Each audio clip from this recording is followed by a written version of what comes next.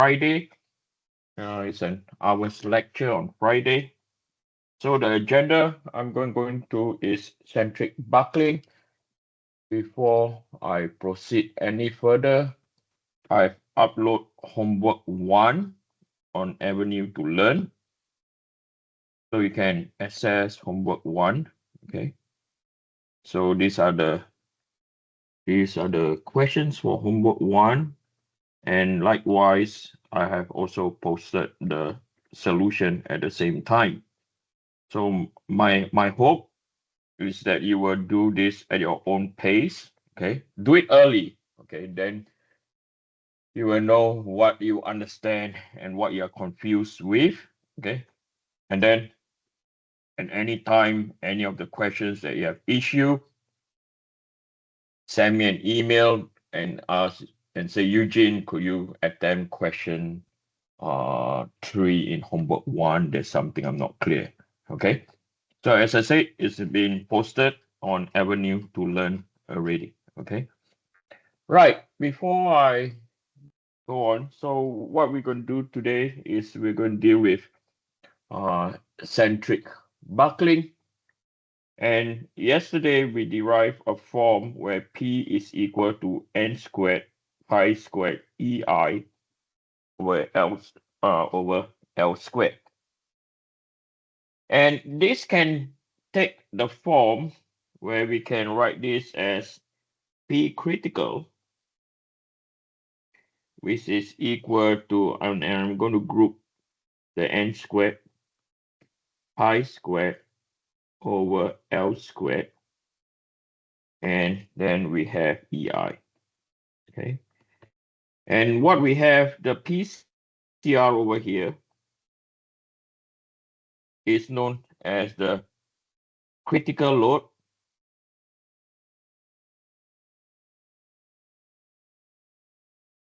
Okay, where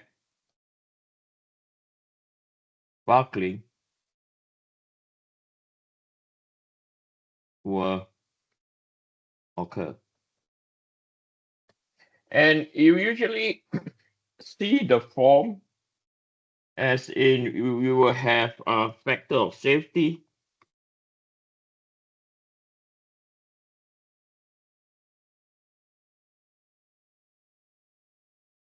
or centric buckling. You usually see in this form where we have factor of safety will be equal to P critical divided by P allowable. Okay, or it can be also in a sense of factor of safety is equal to P critical divided by P applied. Okay, so what do I mean by P applied or P allowable? So if we have a beam,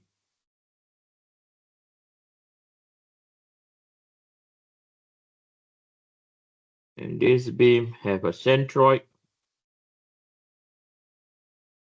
and over here,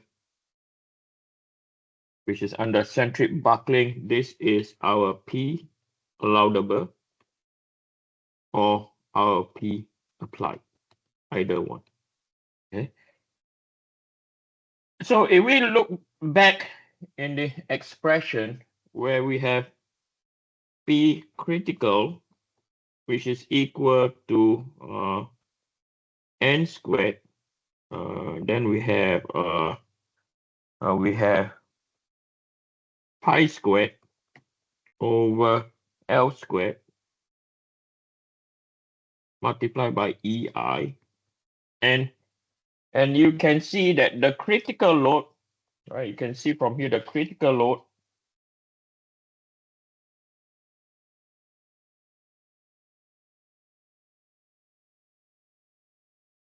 is dependent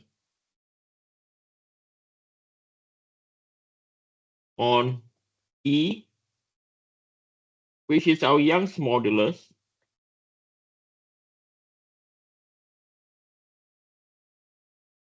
I, which corresponds to our second moment of area, okay, and also is depending on L, which is the length of the structure. Okay, so length over there, it defines this is the length that you see over here. So this is the L, okay? And based on these equations, okay, if we have stronger or if Young's modulus get higher, and you can see for yourself, the critical load also will increase. So if for example, if you have Young's modulus of steel, which is equal to 200 times 10 to the power 9, right, Newton per meter squared. And then if you look at something like a Young's modulus of aluminum, knowing that aluminum is having lower approximately 70 times 10 to the power 9 Newton per meter squared. And we can see that steel has better resistance to buckling rather than aluminum if the cross-sectional area is the same. And likewise, okay, when you have I, when your second moment of area increases, likewise, your P critical also increases. So we know that the second moment of area I is related to what? Is related to the cross-sectional area, okay?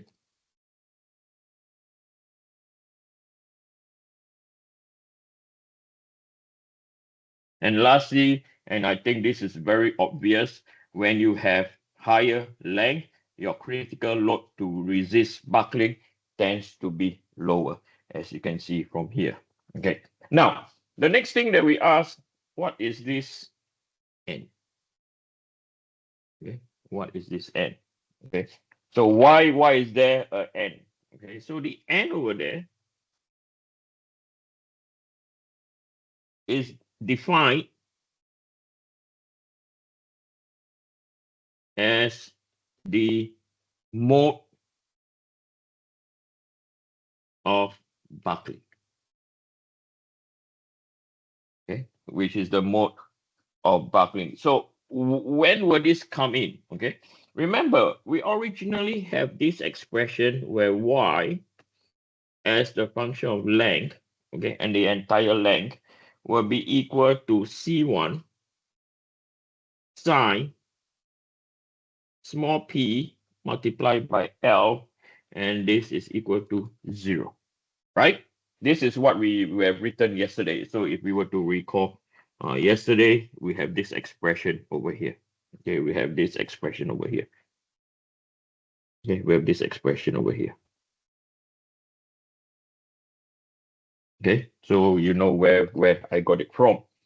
So from here, and we what did we do? We let PL equal to N multiplied by pi, so that this condition will be satisfied, that this will be equal to 0. So we substitute Y now, okay, and we let this will be equal to, or L, and this will be equal to C1 sine N to the pi. So what does this actually means? Okay, as you can see, N is defined the mode of buckling. Okay, now if we have our original length, okay, so if this is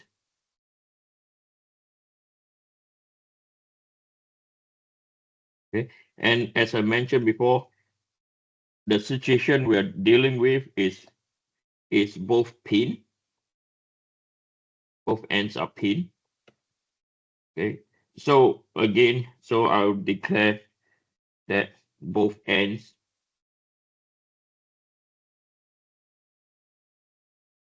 are pinned. Okay, so when n is equal to 1, okay, knowing that the distance from here to here is L, when n is equal to 1, the deformation will look like that.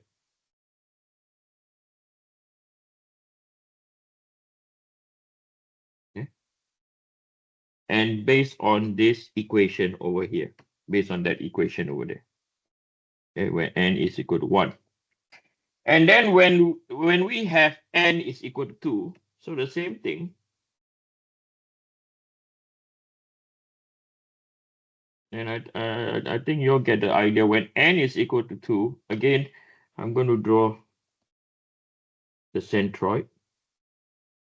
Okay. So when n is equal to 2, what it means,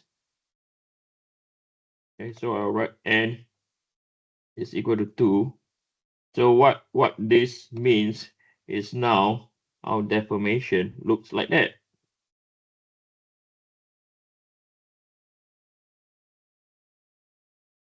Okay, this is where n is equal to 2. And then if we were to deal with n is equal to 3, I think you'll get the idea, okay? Well, I'll sketch for you when n is equal to 3.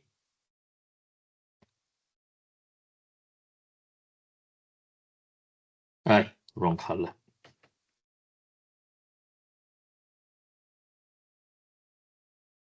Now, all cases happen where both ends are pinned. Okay? So this is when n is equal to 3. What we tend to see is our deformation pattern for now goes like this. Okay, for both ends. So what we are dealing with is with this formula that we're going to set. Okay, from what we are going to focus where n is equal to 1. We're going to apply n is equal to 1. If n is equal to 2 or 3, it will buckle. The only difference is the deformation pattern is different. Okay, so we are not so concerned about the deformation pattern. We are more focused on when the structure will buckle. Okay, what is the force of the structure will buckle? Okay, now, so coming back to our expression where PCR is equal to n squared, right? And then we have pi squared over L squared multiplied by EI. Okay. So now we know that note we are going to deal with n is equal to 1. Okay. From here on. So the expression will be stress critical will be equal to pi squared EI over L squared. Okay. And again, I'm going to repeat the form that factor of safety is equal to P critical divided by P laudable or P applied. Okay. So we are aware that the structure is under axial loading. Okay. So we can also calculate. Okay. We can also calculate that stress critical will be equal to pi squared, okay, EI over L squared divided by A. Okay, when we get how we get this is basically equal to P critical divided by area. Okay, P critical divided by area. So now, I want to focus on this expression over here. Okay, I want to focus now on this expression on the A and the I. Okay, the cross-sectional area A and the I. And I'm going to get a table from yesterday. If you go to yesterday's notes, there's this table over here. Okay, I'm going to get this table And we're going to put this table over here.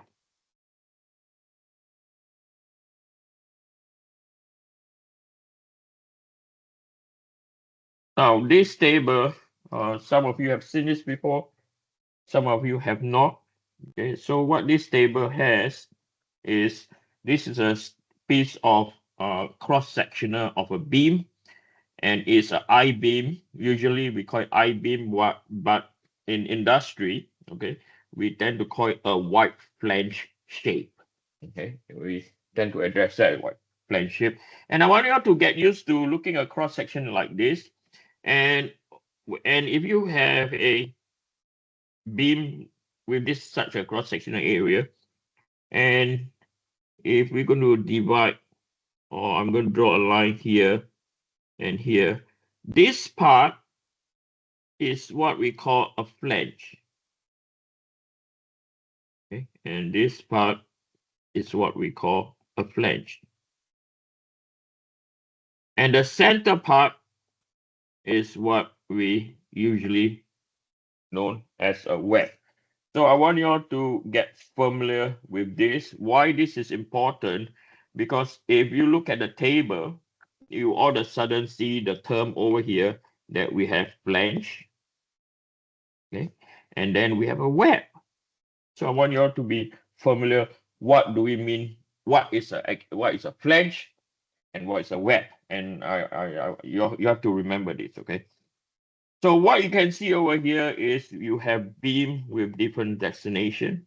If you order a beam, then it computes the cross-sectional area, and then it has the depth. So D, as you can see, is the depth. BF is the width of the flange. That's our BF. Then you have thickness of the flange. This is our TF, and then